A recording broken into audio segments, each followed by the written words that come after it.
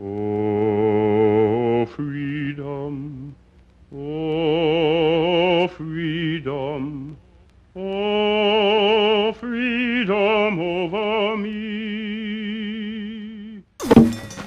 In the settlements of Virginia, Massachusetts, and New Amsterdam, slavery was undefined.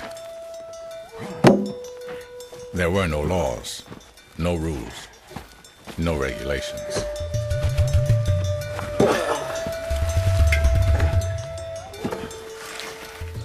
It was a difficult, hard life. They are expected to work regardless of the weather, regardless of the temperature, because their work is what was valuable, not their person.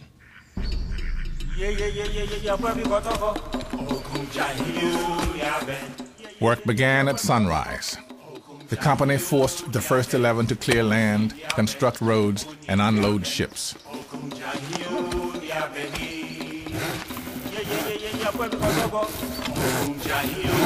They were both manual and skilled workers. Their labor helped build the Dutch New Amsterdam economy. The first 11 slaves were there really to provide the infrastructure. So they were really the backbone of this early colony and really were integral to the survival of Europeans.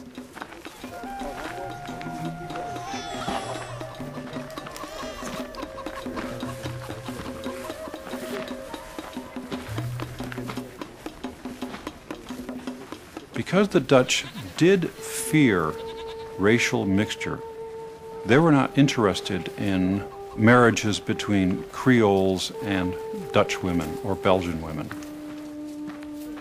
Therefore, by the late 1620s, they brought in Creole or African women into the colony.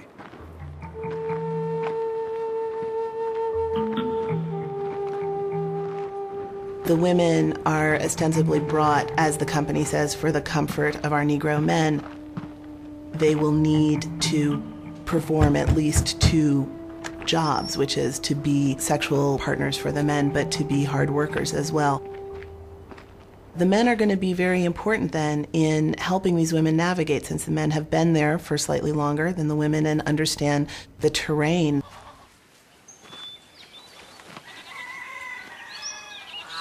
Slaves in New Amsterdam during this time have rights that we think of as unusual for enslaved people, those wages. Europeans are dependent on enslaved people, and so they need to, in a sense, appease them.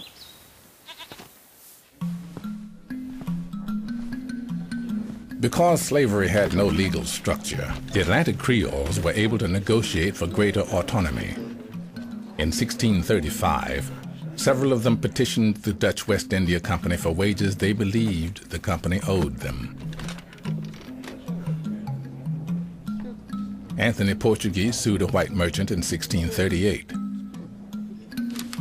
A year later, Pedro Negreto and Manuel de Rus successfully sued Europeans for wages due. Court records indicate that Atlantic Creoles made the system work for them when they could. In some African slavery, there is a greater sense of the rights of the enslaved people. There's a greater sense of obligation on the part of the community. And I think that these enslaved people bring that idea of slavery with them. In 1641, Anthony van Angola, one of the first 11, married Lucy de Angola. It was the first recorded marriage between black people in Dutch New Amsterdam. The enslaved understand legitimating a marriage is a way to claim ground. They are sophisticated interpreters of the landscape. In Europeans' religious beliefs, you were not supposed to enslave another Christian, and African people knew this and attempted to convert to Christianity. So Christianity was this space that Africans tried to build into a space of negotiation for greater freedom. Now, in reality, many enslaved people were Christian, and the fact that they were baptized and were practicing Christians meant nothing in terms of their status as a free people.